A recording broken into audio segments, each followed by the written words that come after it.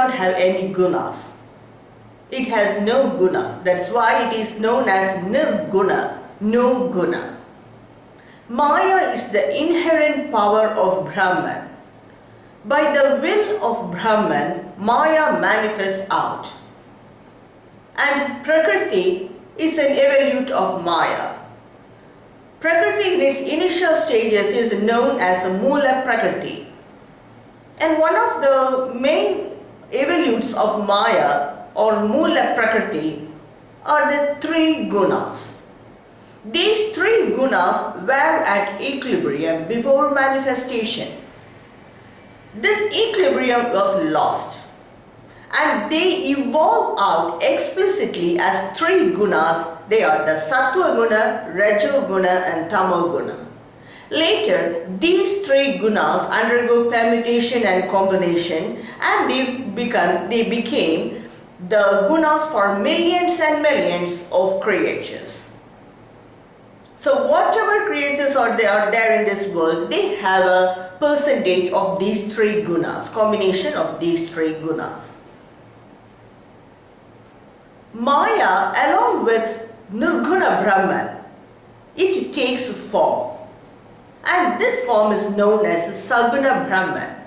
This Saguna Brahman has qualities and it has form. The main dominating nature of Saguna Brahman is Sattva Guna. It has 8 different qualities. Any form that has these 8 qualities is said to be the Saguna Brahman, or you can otherwise say it as Lord or God.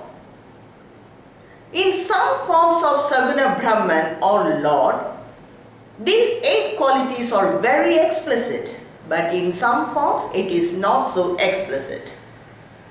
Now let me explain each one of these qualities very briefly. The first nature or the first guna or the first quality of the lordliness is, it remains in its own self. It is well aware of its infinite consciousness. It is always in its own self. It is not affected by the external influences or the dualities of the external world. It always remains in its own self. It knows about, it is well aware of its infinite nature. The second quality is it has a pure body. The impurities of the Panchabhutas do not affect the Saguna Brahman or Lord. It has a pure form. The third quality is it has inherent wisdom in itself. That is why I said it is well aware of its consciousness. It has infinite wisdom inherent in itself. But when this Saguna Brahman, when they take avatar and come to the worldly life as in human form, they subdue their power and live as ordinary human beings. They go to Gurukul, they study under a guru, but actually they do not need any external source for their wisdom. They have inherent wisdom in themselves. Just to oblige for the norms of the worldly life, they perform or they act as normal human beings. That's what happened with Lord Rama or Lord Krishna. So this Saguna Brahman, this form of lordliness, they have inherent wisdom in themselves. The fourth quality is they have complete knowledge about anything, any subject or anything in this world. Whatever we study, we still will have a lot more to learn. But they have complete knowledge. They do not have any gap or any hole in their knowledge. They have complete knowledge. The fifth quality is they are above worry and happiness. They are beyond worry and happiness. They are not particularly attached towards anyone. They do not love anyone particularly. At the same time, they do not hate anyone also. They just always stand for a cause. They stand for the universal goodwill. For example, if you take the war of Mahabharata, Lord Krishna stood for a cause and not for a particular person.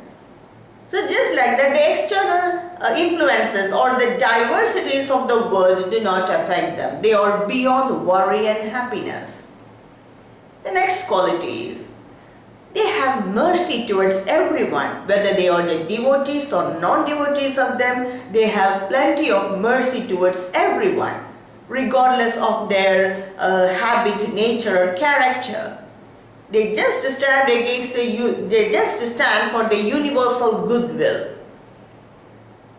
They do not have any revenge or any ill feeling towards anyone in particular.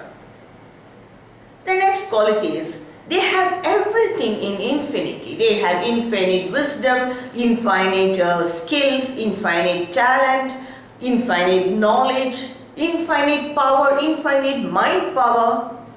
That's why sometimes the Saguna Brahman are depicted with more than one pair of hands.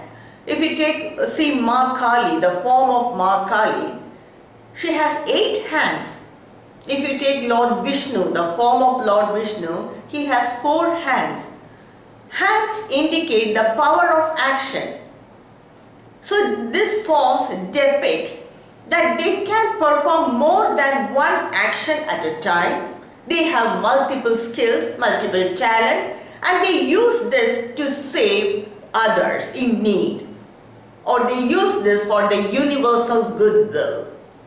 So they have multiple talents, multiple skills, everything in infinity. They know about the nature of everyone because they always remain in their own self. In spite of performing any action, they always remain in their own self. So they have everything in infinity. Infinite wisdom, power, skill, talent, everything. The last quality is, they have infinite bliss. They always remain in bliss. The main reason for this is they are always content.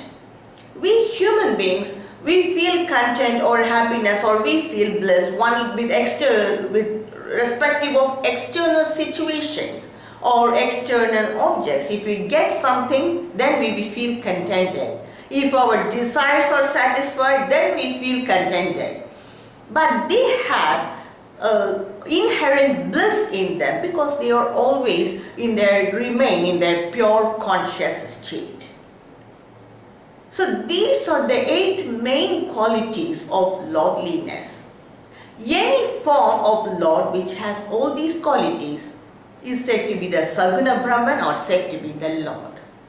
If you compare these 8 qualities with any form of Lord, then it will perfectly match.